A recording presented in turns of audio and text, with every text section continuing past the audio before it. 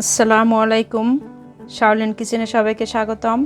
আশা করি বন্ধুরা ভালো আছেন। আজকে আমি আপনাদের সাথে শেয়ার করব মানকুচি দিয়ে দেশি মুরগি রান্না। চলুন দেখে নেওয়া যাক এটা আমি কিভাবে তৈরি করে ফেলি। চুলায় একটা কড়াই বসিয়ে 1 কাপ পরিমাণ সরিষার তেল নিয়ে নিচ্ছি। এর সাথে দিয়ে দিচ্ছি 2 টেবিল চামচ পেঁয়াজ পেস্ট, 1 টেবিল চামচ আদা পেস্ট, 1 টেবিল চামচ রসুন পেস্ট। এখন মশলাটাকে কষাই নেব 2 থেকে 3 মিনিট। মশলাটা কষানো শেষ। এর সাথে এখন দিয়ে দিচ্ছি 4-5টা সাদা এলাচ, 4-5টা লং, 4-5টা গোলমরিচ, 1.5 ইঞ্চি দারচিনি, 2-3টা তেজপাতা। এখন এটাকে কষাই নেব আরও 3 মিনিট।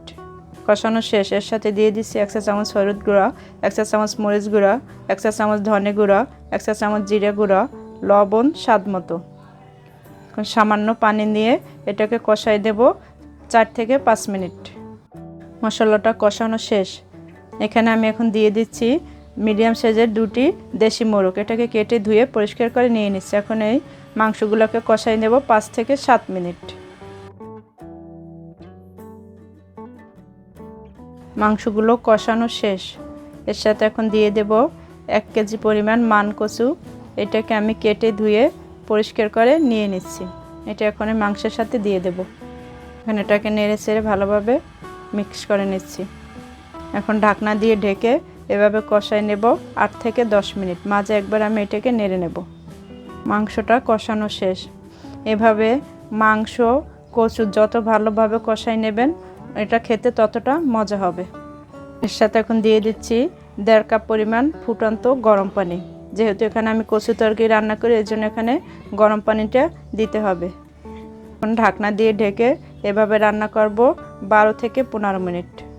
মাঝে 2 একবার আমি নেড়ে নেব। ফিরে এলাম 15 মিনিট পর। দেখুন আমার রান্নাটা প্রায় শেষ পর্যায়ে। এর সাথে এখন দিয়ে দিচ্ছি 2-3টা কাঁচা মরিচ। মরিচগুলোকে আমি একটু ভেঙে দিচ্ছি। এখন আপনাদেরকে আমি একটা কচু তরকারি ভেঙে কাছ থেকে দেখাই দিচ্ছি। দেখুন কচু তরকারিটা কত নরম হয়ে গেছে এবং একদম গলে গেছে। যেহেতু আমি আজকে কচু দিয়ে মুরগি রান্না করলাম, এখন চুলাটা বন্ধ করে দেব, কারণ এটা এমনিতেই ঠান্ডা হয়ে ঝোলটা আর একটু গাঢ় হয়ে যাবে। এখন আমি চুলাটা বন্ধ করে দিচ্ছি আর একটা বাটিতে বেড়ে পরিবেশন করে আপনাদেরকে দেখাই দিচ্ছি।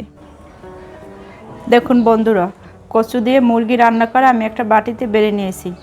এভাবে যদি আপনারা কচু দিয়ে মুরগি রান্না করেন তবে অবশ্যই খেতে ভালো লাগবে। আর আপনাদের যদি আমার এই রেসিপিটি ভালো লেগে থাকে অবশ্যই লাইক, কমেন্ট, শেয়ার করবেন। এবার আমার চ্যানেলকে সাবস্ক্রাইব করে বেল আইকনটি বাজিয়ে রাখবেন যাতে নতুন ভিডিও পেতে পারেন।